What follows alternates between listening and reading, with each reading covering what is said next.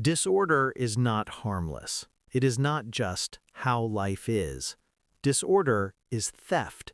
It steals your time, your energy, your clarity, and your future, quietly, daily, without permission. Every messy room, every unplanned day, every unfinished task is evidence of one truth. You are being controlled by chaos. But here's the shift. Control is not something you find, it's something you build, ruthlessly, intentionally, repeatedly. This is not about becoming perfect, this is about becoming powerful. When you destroy chaos, you don't just clean your space, you reclaim your mind. You don't just organize your day, you take back your life. Today, you stop drifting.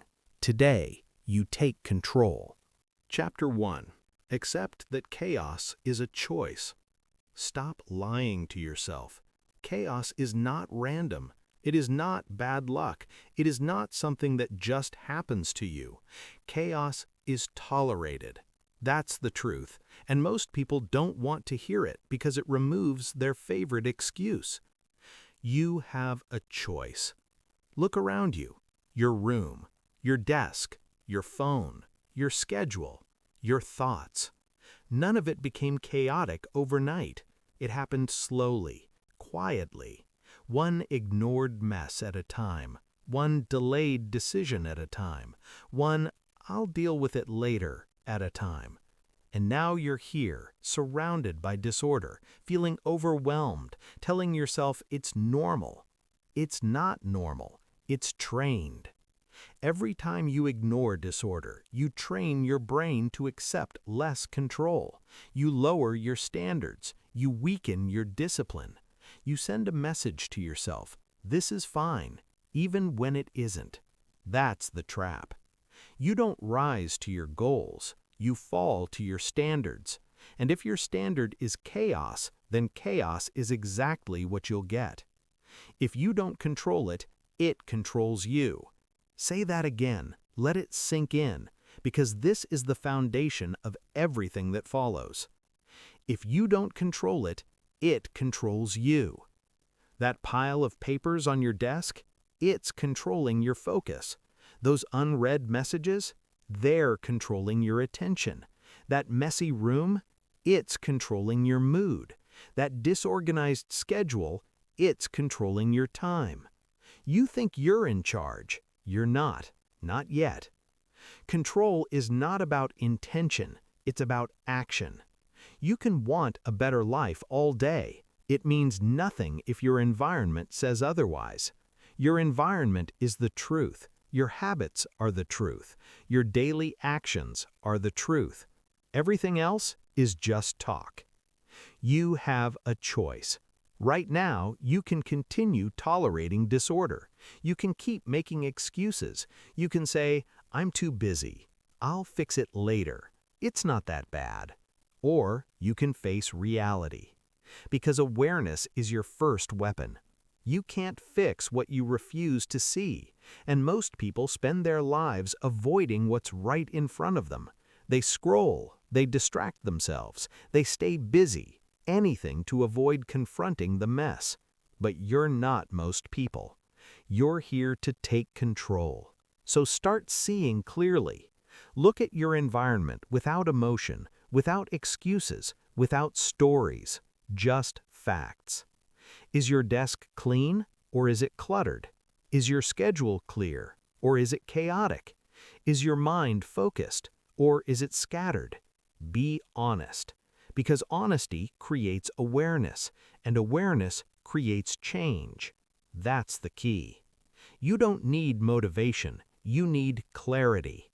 Motivation is temporary, it fades, it disappears the moment things get uncomfortable. But clarity stays. When you see the problem clearly, you can't unsee it. And once you can't unsee it, you can't ignore it. That's power. Let's make it real. Imagine you sit down at a cluttered desk, papers everywhere, random objects, nothing in its place. You tell yourself, I'll just work through it. But you don't. Your brain starts scanning the mess. Small distractions pull your attention. You waste time looking for things. You feel a low-level stress you can't explain. Decisions take longer. Focus becomes harder. That's not an accident. That's cause and effect. A cluttered environment creates a cluttered mind, and a cluttered mind cannot produce clear, powerful action. So what do? You take responsibility. Not blame, responsibility. Blame is useless. It keeps you stuck. Responsibility gives you power. You created this environment, directly or indirectly, which means you can change it. You have a choice. This is where most people hesitate. They want control, but they don't want the discomfort that comes with taking it. Because control requires action, immediate action, not tomorrow, not later. Now. You see something out of place? Fix it. You notice clutter? Remove it. You feel disorder creeping in? Stop it. No debate, no delay. That's how control is built, and it starts small. Don't overcomplicate this. You don't need a perfect system right now. You need a decision, a shift in mindset, a refusal to tolerate chaos any longer. Because tolerance is the real problem. You tolerate the mess. You tolerate the distractions. You tolerate the lack of structure. And what you tolerate becomes your life. If you don't control it, it controls you. This is not just about physical clutter. It's about mental clutter too. Endless thoughts, unfinished ideas, constant worry. That's chaos inside your mind. And just like physical clutter, it builds over time. You let one thought linger, then another, then another. You never organize them. You never process them. You just carry them. And eventually, your mind becomes noisy, overwhelmed, unfocused. Again, this is not random. It's tolerated. So what's the solution? You start noticing. You catch the chaos early, before it grows, before it takes over. That's discipline. Not extreme effort, not perfection, just awareness followed by action. See it, fix it, move on. Repeat. You don't need their permission. You don't need someone to tell you it's okay to take control of your life.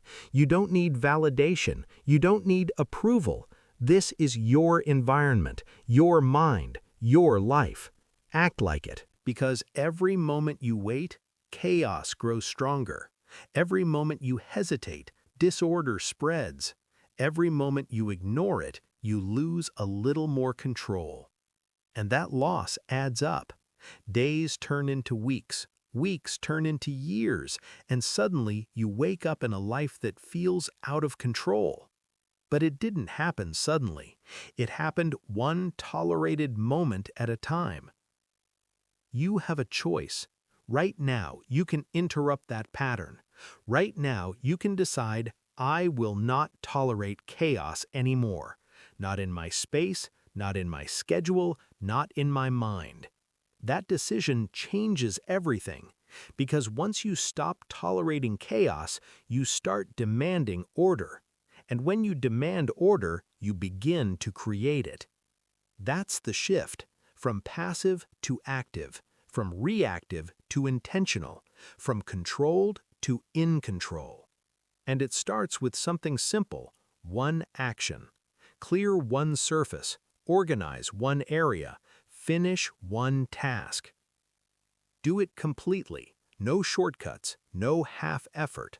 Because every completed action reinforces control. It sends a message to your brain, I am in charge. And that message matters.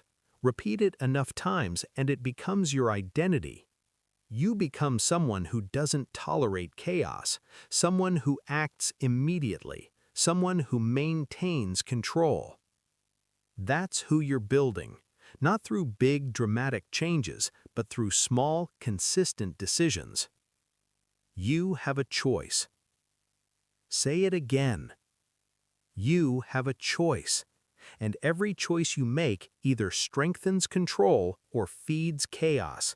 There is no middle ground. That's the key. So here's your takeaway. Chaos is not your enemy, it's your responsibility. What you allow becomes your reality. If you don't control it, it controls you. Accept that. Own it. Act on it. Because in the next chapter, you're going to do something even harder. You're going to eliminate what weakens your focus. And that means cutting distractions, removing noise, and letting go of what's been holding you back. Get ready. Chapter 2. Eliminate what weakens your focus. You say you want control, but you keep feeding distraction. That's the contradiction. You don't lose focus by accident. You lose it by allowance, by leaving doors open, by keeping things in your life that quietly drain your attention, your energy, your clarity. And then you wonder why you feel scattered. Stop wondering, start seeing. You have a choice. Focus is not something you find, it's something you protect. And right now, your focus is under attack from your environment, your habits, your devices, and your own lack of boundaries. If you don't control it, it controls you. Look at your day. Be honest. How many times do you check your phone without purpose? How many times do you switch tasks before finishing one? How often do you sit down to work only to drift within minutes? That's not a lack of ability, that's a lack of elimination. You are trying to build control on top of noise. It doesn't work. You can't focus in a chaotic environment. You can't think clearly in a distracted state. You can't produce high-level results while constantly reacting to low-level inputs. So the solution is simple. Not easy, but simple. You remove what weakens you. Aggressively. This is where most people hesitate. They want more focus, but they don't want to give anything up. They want discipline, but they keep their distractions close, just in case. That's weakness. You can't keep everything and expect to gain control. You have to choose. You have a choice. Less noise, more power. That's the rule. Every distraction you remove increases your power. Every unnecessary input you cut creates space for clarity. And clarity is where control lives. Start with the obvious, your phone. It's not just a tool, it's a trigger, a constant source of interruption, notifications, messages, endless scrolling, each one pulling your attention away from what matters. And you let it. You say, it's just a quick check, but it's never quick. It breaks your focus, it breaks your momentum, it trains your brain to expect constant stimulation. That's the problem. Your brain is being conditioned to avoid stillness, to avoid deep work, to avoid effort. And then you wonder why focus feels hard. It's not hard, it's unfamiliar. So change the environment. Turn off non-essential notifications. Move distracting apps off your main screen. Set specific times to check messages. Nothing more. Control the tool. If you don't control it, it controls you. Now look beyond your phone. What else is draining you? People. Yes, people. Not everyone in your life supports your focus. Some interrupt constantly. Some bring drama. Some pull you into conversations that lead nowhere. And you let them. You answer every call. You reply to every message immediately. You say yes when you should say no. Why? Because you're avoiding discomfort. But control requires discomfort. Boundaries are uncomfortable. Saying no is uncomfortable. Creating distance is uncomfortable. Do it anyway. You don't need their permission. Protect your time, protect your energy, protect your focus. Less noise, more power. Now let's go deeper. Your habits. Distraction is not just external, it's internal. It's the habit of switching, the habit of avoiding, the habit of chasing easy stimulation instead of meaningful work. You sit down to do something important, and suddenly you feel the urge to check something else, anything else. That's not random, that's conditioning. You've trained your brain to escape effort, to seek comfort, to avoid focus. So you retrain it, one decision at a time. You start something, you finish it. You feel the urge to switch, you stay. You get uncomfortable, you push through. That's discipline, not motivation, discipline. And discipline is built through repetition. You have a choice. Every moment of distraction is a moment of decision. You either give in or you take control. There is no middle ground. If you give in, you reinforce weakness. If you resist, you build strength. That's the key. Focus is a skill, and like any skill, it improves with practice, but only if you practice the right way. Not by trying to do more, but by doing less better. Cut the unnecessary, remove the excess, simplify your environment until focus becomes the default, not the struggle. Less noise, more power. Let's make it practical. You sit down to work. Before you begin, you prepare your environment. Clear your desk, close irrelevant tabs, silence your phone. Define one task. One, not 5, not 10, one. Because divided focus is weak focus, and weak focus produces weak results. You don't need to do everything. You need to do the right thing with full attention. That's how control is built. And when you finish that one task, you move to the next, cleanly, intentionally, without overlap. This is how you eliminate chaos from your work, one clear action at a time. If you don't control it, it controls you. Now understand this, elimination is ongoing. You don't remove distractions once and you're done. New ones will appear. Old ones will try to come back. Your environment will constantly test your standards. So you stay alert. You stay aware. You keep asking, does this strengthen my focus or weaken it? If it weakens you, it goes. No debate, no justification. That's control. Most people won't do this. They'll keep negotiating with their distractions. They'll say, just one more scroll, just one more video, just one more interruption. And they'll stay stuck. Not you.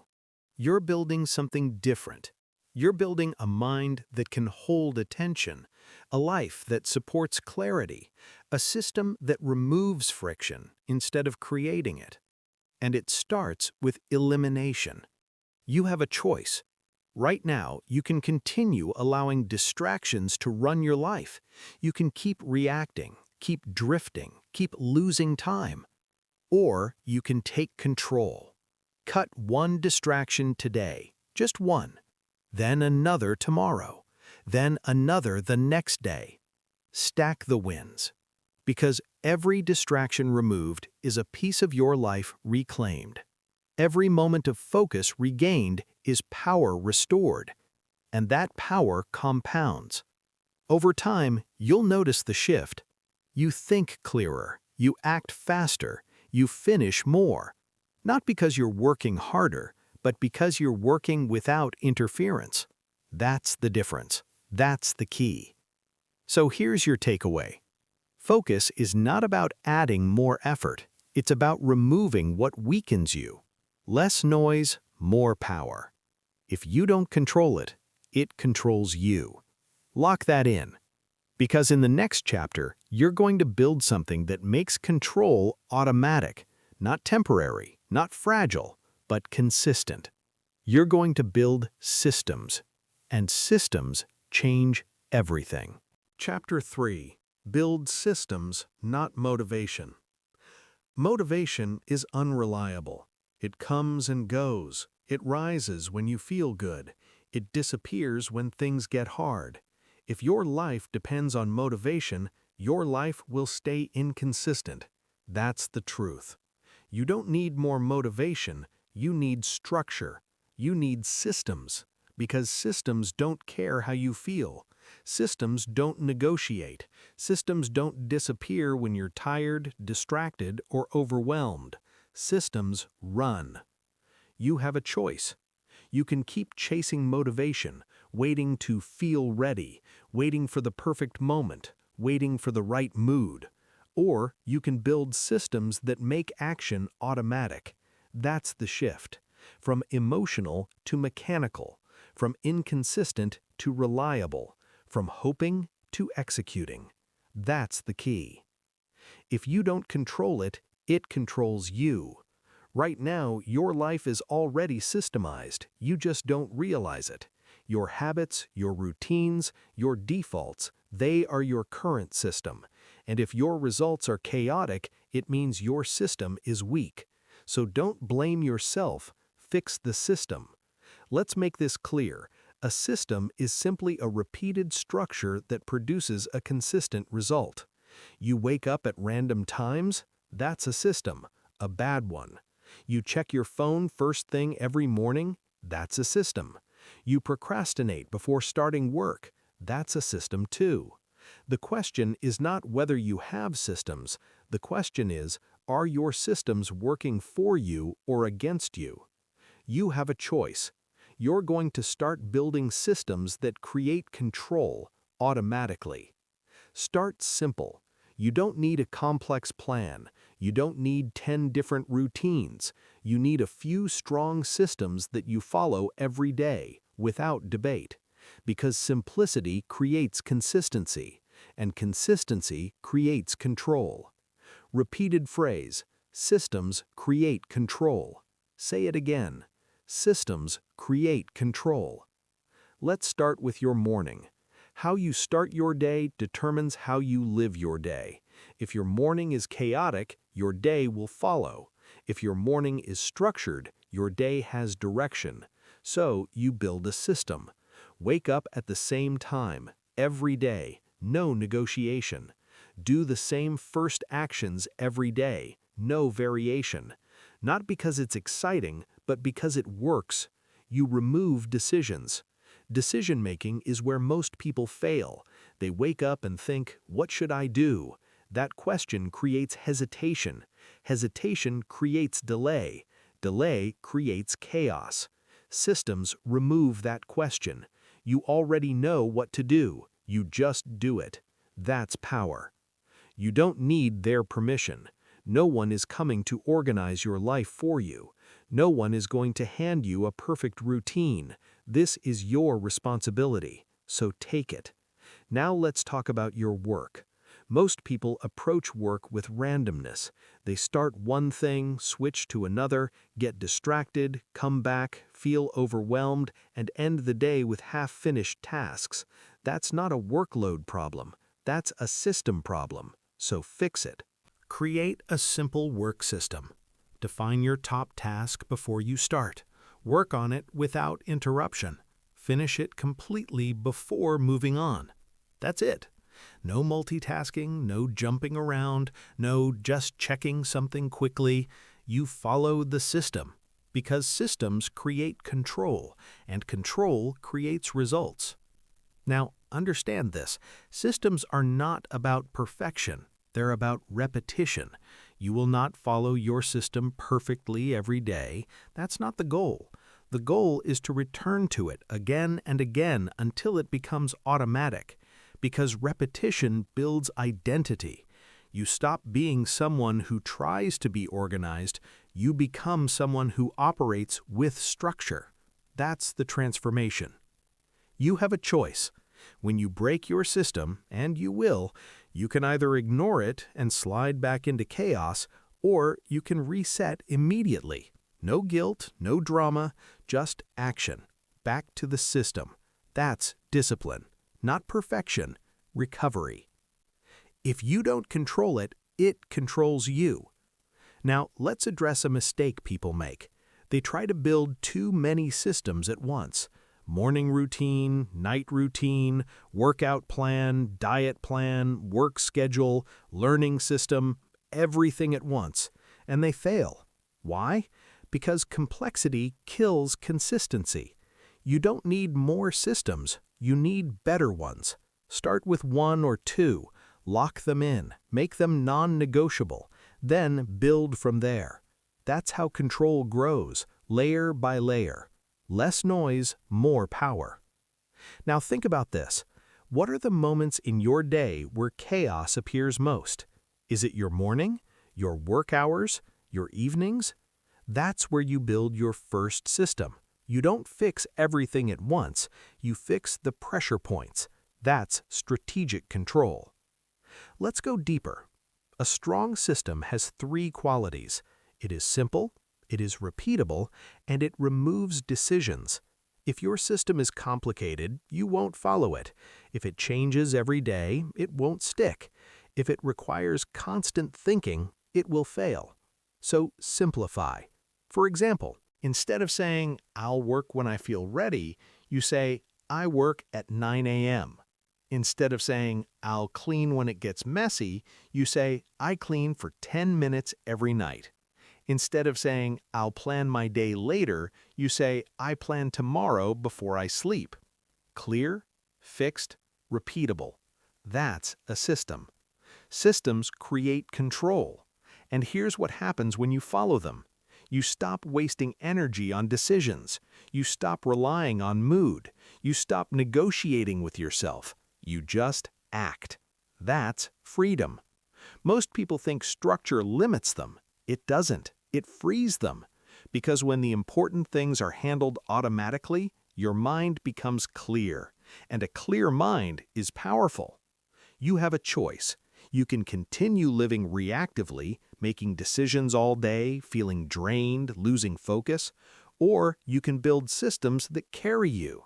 That's the shift, from effort to flow, from chaos to order, from weak to disciplined. If you don't control it, it controls you. So start now. Build one system today. Write it down, make it clear, make it simple, and follow it. No excuses, because every time you follow your system, you reinforce control, and every time you ignore it, you weaken it. That's the reality. So here's your takeaway. Motivation is temporary. Systems are permanent. Systems create control. Build simple, repeatable structures that remove decisions and force action. Lock that in, because in the next chapter, you're going to strengthen something even more powerful, the ability to stay consistent. Not for a day, not for a week, but every single day. Consistency is where control becomes unbreakable. Get ready. Chapter 4. Train Ruthless Consistency. You don't have a knowledge problem. You have a consistency problem. You already know what to do. Wake up earlier. Work with focus. Keep your space clean. Follow your systems. You know it, but you don't do it consistently. That's the gap. And that gap is where chaos lives. You have a choice. You can keep starting strong and fading out. You can keep relying on bursts of energy, short-term motivation, temporary discipline. Or you can train something stronger, consistency. Not when you feel like it, not when it's easy, every day. Repeated phrase, consistency is control in motion. Say it again, consistency is control in motion. Control is not built in a single moment. It's built through repetition, through showing up again and again, even when it's boring, even when it's uncomfortable, even when you don't feel like it, especially when you don't feel like it. That's the key. Anyone can act when they're motivated. That's easy. That's normal. That requires no discipline. But acting without motivation, that's power. Right now, your actions are controlled by your feelings. When you feel good, you act. When you feel tired, you stop. When you feel distracted, you drift. That's weakness. Not because you're incapable, but because you haven't trained consistency yet. So you train it, like a muscle, and just like any muscle, it grows through resistance. You don't build consistency by doing what's easy. You build it by doing what you said you would do, especially when it's hard. You have a choice. Every day presents the same decision. Do I follow my system or do I follow my mood? If you follow your mood, you lose control. If you follow your system, you build control. There is no middle ground. Consistency is not about perfection, it's about reliability. You don't need to do everything perfectly. You need to show up. You need to execute the basics. You need to keep moving forward. Small actions repeated daily. That's how control becomes unbreakable. Let's break the illusion.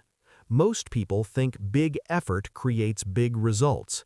They go all in for a few days, intense focus, long hours, extreme discipline.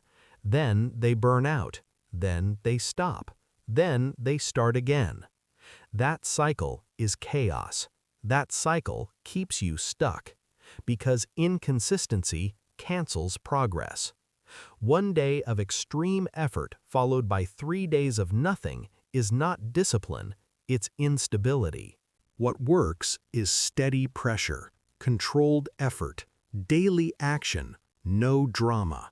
Consistency is control in motion. Let's make it practical. You have your systems from the previous chapter. Now your job is simple. Follow them every day. Not perfectly, but consistently. You wake up at your set time, even if you're tired. You start your work at your set time, even if you're not in the mood. You clean your space, even if it doesn't look that bad. No negotiation, because every time you negotiate, you weaken your standard, and your standard is everything. You don't rise to your goals, you fall to your standards. So raise them, and then protect them. You don't need their permission. No one is going to enforce your consistency for you. No one is going to remind you every day. This is internal. This is you versus your excuses. And your excuses are predictable. I'm tired. I'll do it later. Just this once won't matter. It always matters, because every exception becomes a pattern. 1 skipped day turns into 2. 2 turns into a week, and suddenly your system is gone. That's how chaos returns, quietly, gradually, through small breaks in consistency. So you stay sharp, you catch it early, you feel resistance, you act anyway. You feel doubt, you move forward anyway. You feel lazy, you follow the system anyway. That's discipline, not emotional, mechanical. If you don't control it, it controls you. Now, understand this. Consistency simplifies your life. When your actions are predictable, your mind becomes clear. You don't waste time thinking about what to do. You don't hesitate. You don't overanalyze. You just execute. And execution creates momentum. Momentum makes everything easier. The first few days are hard. The first week is uncomfortable. But after that, something shifts. Your actions become automatic. Your resistance decreases. Your identity starts to change. You stop asking, "Should I do this?" You start saying, "This is what I do." That's power. You have a choice. You can stay inconsistent, always starting, always stopping, always frustrated. Or you can become reliable. Reliable to yourself. Because that's what consistency really is, self-trust. When you say you'll do something, you do it. No excuses, no delays, no exceptions. That builds confidence, real confidence, not based on feelings, but on proof. Proof that you can rely on yourself. And when you trust yourself, everything changes. Your decisions become stronger, your actions become sharper, your results become predictable. That's control. Consistency is control in motion. Now, let's address another truth. Consistency requires simplicity. If your systems are too complicated, you won't follow them daily.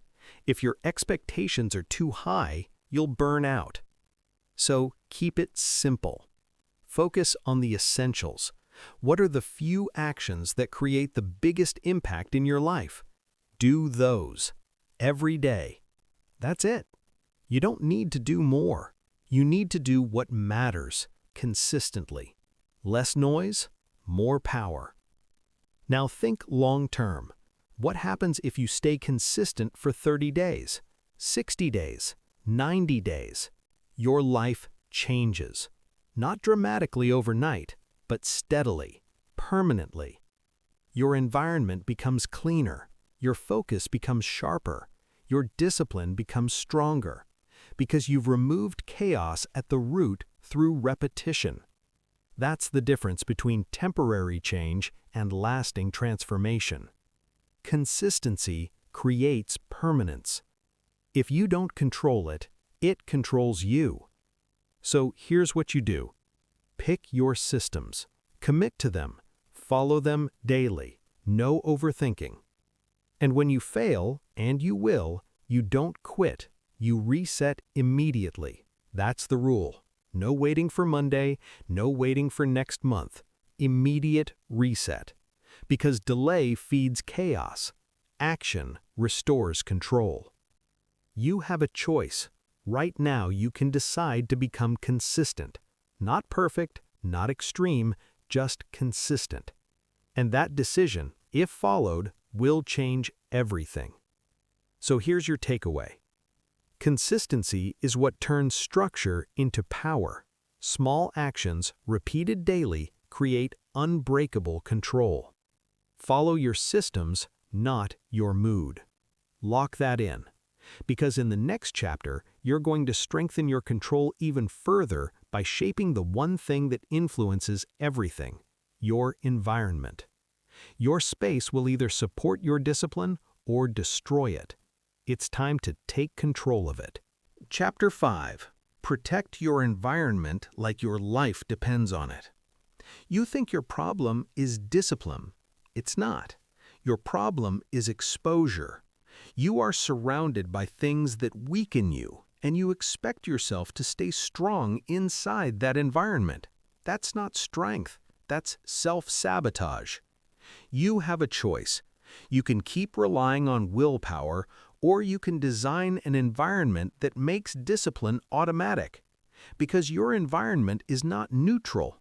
It is shaping you every second. If you don't control it, it controls you. Look around you again, not casually, critically. Your room, your desk, your phone, your digital space, your daily surroundings. Everything you see is either pushing you forward or pulling you back. There is no middle ground. That's the key. Most people underestimate this. They think, I'll just try harder. They believe discipline is something you force internally. But the truth is simpler and harder to accept. Your environment is stronger than your willpower, every time. Put yourself in a cluttered, noisy, distracting space, and you will struggle, not because you're weak, but because your environment is working against you. So stop fighting your environment. Start controlling it. You don't need their permission. This is your space, your life, your responsibility. So take ownership. Repeated phrase, your space is your system. Say it again. Your space is your system. If your space is chaotic, your system is broken. If your space is clean, structured, intentional, your system becomes stronger without effort. That's power. Let's make it real. You walk into a clean room. Everything has a place. Surfaces are clear, no visual noise, no distractions. What happens? Your mind slows down. Your thoughts become clearer. Your focus improves instantly. Now compare that to a messy room. Clutter everywhere, objects out of place, visual overload. What happens? Your brain starts scanning, processing, reacting. You feel tension, you feel resistance, you feel unfocused. Same person, different environment, different result. That's not random. That's design. If you don't control it, it controls you. So here's the shift. You stop asking, how do I stay disciplined? You start asking, how do I remove the need for discipline? And the answer is environment design. You make the right actions easier. You make the wrong actions harder. That's it. You want to focus more? Remove distractions from your workspace. You want to be more organized? Give everything a fixed place. You want to reduce stress? Eliminate visual clutter. You don't fight chaos, you remove its fuel. Less noise, more power. Now let's go deeper. Your environment is not just physical, it's digital too. Your phone layout, your apps, your notifications, your browser tabs. This is where most people lose control without realizing it. They clean their room, but their phone is chaos. Endless apps, constant alerts, random content, and they wonder why their mind feels scattered. Because your digital environment is part of your mental environment. So fix it. Delete what you don't need. Organize what you keep. Silence what interrupts you. Create a digital space that supports focus, not distraction. That's control. You have a choice. You can keep everything just in case. You can hold on to clutter, both physical and digital, because it feels safe. Or you can become intentional. Keep only what serves you. Everything else is a liability. That's a hard truth, but it's real. Every unnecessary object, every unused app, every pointless input, it all takes up space, not just physically, but mentally. And that space matters, because clarity requires space. You can't think clearly in a crowded environment. You can't act decisively in a cluttered space. So you clear it, aggressively, without hesitation. If you don't control it, it controls you. Now let's talk about maintenance. Most people clean once and then let chaos slowly return. That doesn't work. Control is not a one-time action, it's a daily standard. You don't fix your environment, you maintain it. Every day, small actions, consistent effort. Put things back immediately. Clean as you go. Reset your space daily. This is not extra work, this is part of your system. Your space is your system, and when your system is strong, your life becomes easier. You don't waste time searching for things. You don't feel overwhelmed by mess. You don't get distracted by clutter. You move faster, think clearer, act with precision. That's the benefit. That's the reward. You don't need their permission. No one is going to come and organize your life for you. No one is going to protect your environment. That's your job. And if you ignore it, chaos will return. Quietly, gradually, predictably. So, stay alert. You walk into your space. You scan it. You notice something out of place. You fix it. You see clutter building. You remove it. No delay. Because delay is how chaos grows. Immediate action is how control stays. You have a choice. Every single day, you either maintain your environment or you let it decay. There is no neutral. And that choice compounds. A few minutes of daily maintenance saves hours of future stress. A few seconds of putting things back prevents future chaos. That's efficiency. That's intelligence. That's control. Less noise, more power. Now think bigger. Your environment is not just your room, it's your entire life. The places you go, the people you spend time with, the inputs you consume, all of it shapes you. So be intentional. Choose environments that support your growth. Avoid environments that drain you. You don't need to explain it, you don't need to justify it, you just need to act. Because the more aligned your environment is with your goals, the less resistance you face. And the less resistance you face, the more consistent you become. Everything connects. If you don't control it, it controls you. So here's your takeaway. Your environment is either strengthening your discipline or destroying it. Design it with intention. Maintain it daily. Remove what weakens you. Keep only what supports your control. Lock that in, because now you understand the full system. You've accepted responsibility for chaos. You've eliminated distractions. You've built systems. You've trained consistency. And now you've designed your environment.